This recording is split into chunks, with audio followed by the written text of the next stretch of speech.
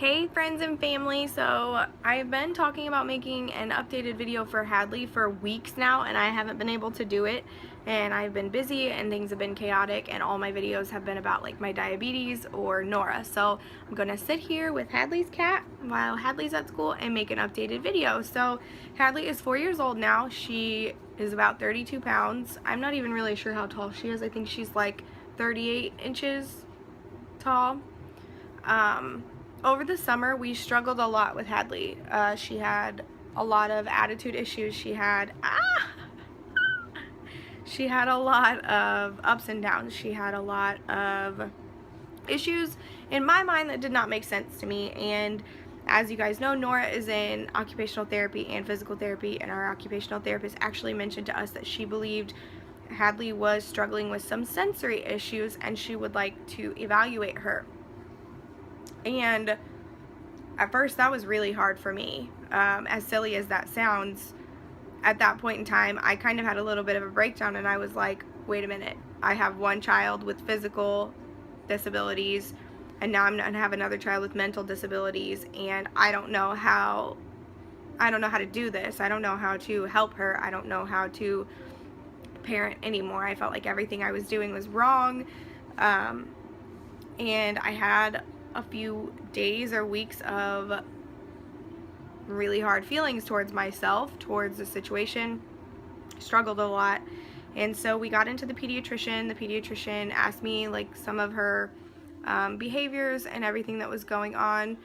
And I told her, sorry, the TV's kind of loud. I brought up to her that Hadlee struggles with her attitude very, very much. She struggles with eating a lot. I'll talk about that in just a second. And she said, well, I do think it's a good idea to have her just evaluated, especially if the OT already recommended it.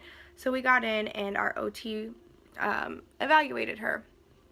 Now, I'm still trying to figure out a lot about sensory issues. I don't fully understand, but I do know 100% that I also have sensory issues. Our OT explained to me that every person has sensory issues with something, whether you can't wear tags on your shirt or whether your socks have to be, positioned the right way. If you take them off and you put them back on, they have to be on the right feet, whether you tags on your underwear, anything like that, how you sleep at night, the foods you eat, textures you like, how noises in large crowds affect you, so on and so forth. And the more I've learned, the more that's totally me to a T. But so we did occupational therapy almost all summer. She was discharged from occupational therapy because our OT felt like she was given the right tools and the right learning techniques to get out of whatever sensory issues she's having for the time being. Now, Hadlee doesn't really have many behavioral issues as far as working with other kids or listening to other people aside from like her parents and step-parents. So it's really hard to explain. It's really, really weird because there are so many people who know Hadlee and be like, Hadlee has issues, like she's so smart, she's so advanced for her age, like what's going on? And I'm just as confused, being honest. I'm really just as confused. But our biggest problem with Hadlee is eating. So as all of you know, Nora had a feeding tube for 13 months. Literally, Nora has always ate more than Hadlee. Always. Hadlee will not eat. The only meats she eats are chicken nuggets and hot dogs. Up until a few weeks ago, she had never even had a noodle in her life. She will not eat like hamburger or any other kind of meat aside from the two that I mentioned. She will not try new foods.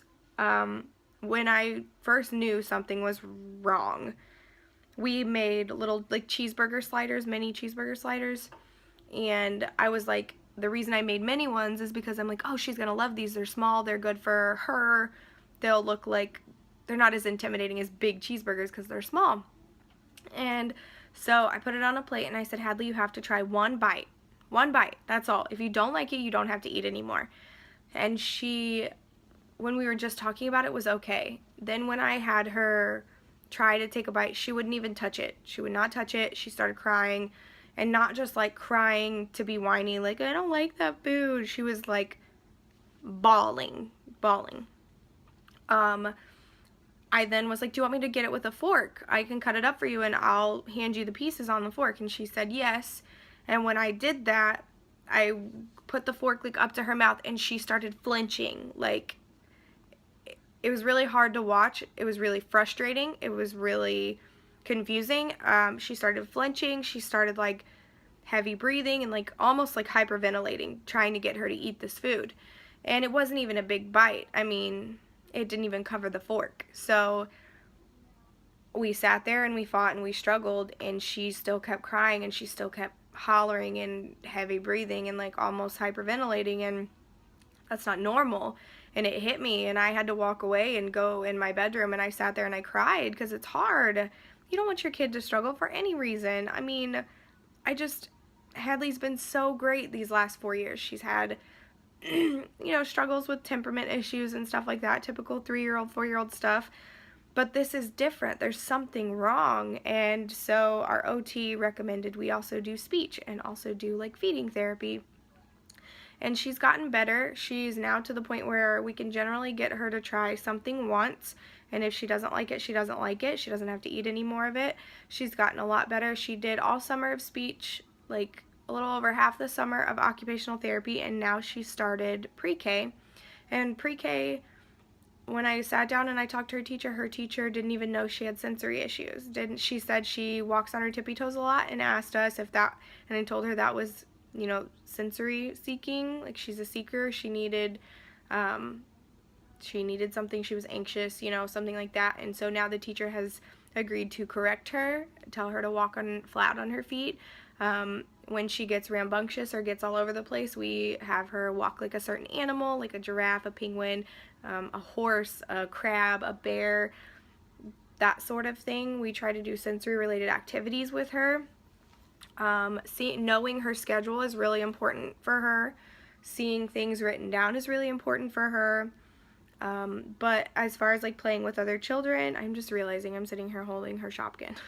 I don't know. As far as playing with other children goes, she's really great. She's really sensitive. If kids don't want to play with her, she kind of gets her feelings hurt, which is kind of everything about being a 4-year-old at this point. Everyone, like, all the kids at school, she'll come home and be like, this kid said he wasn't my friend, but he's my best friend, and this girl tried to be friends with this one, and they're not going to be friends because they're my friends. And it's funny and it's cute and it's adorable, but she does struggle with it. She gets sad when people don't want to be her friend that day, and then the next day they're fine again. And she's done really, really well in school. She's adapted really, really nicely, like better than I thought. I thought it was going to be a struggle for sure. But aside from that, we really don't have any issues with Hadlee. She's fantastic. She is really smart for her age. She's really smart. She always has been advanced. She's always done really well in a school setting. So I'm excited for her. She will start kindergarten next year, and that's going to be big. She's always wanted to be in kindergarten. I'm like, but you're in school now, but I want to be in kindergarten. So it's just cute. She doesn't understand. She also, I'm sorry. She also is in gymnastics, and that was recommended by OT to get her in something, whether that was dance or anything like that. We tried dance and that did not go well for Hadlee. So we did enroll her into gymnastics, and she loves it. She loves everything about it.